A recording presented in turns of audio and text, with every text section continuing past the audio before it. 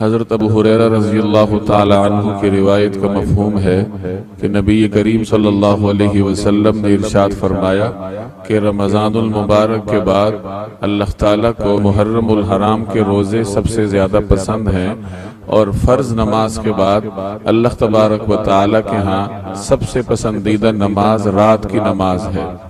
ये सही मुस्लिम की रिवायत है।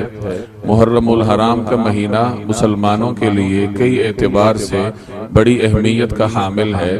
अल्लाह तबारक व तआला ने कुरान करीम में भी इसका जिक्र किया है। चुनाचे 4 हुर्मत वाले महीनों में से एक महीना मुहर्रम का भी है कि अल्लाह तबारक व तआला के यहाँ इस महीने की खास कदर व कीमत है।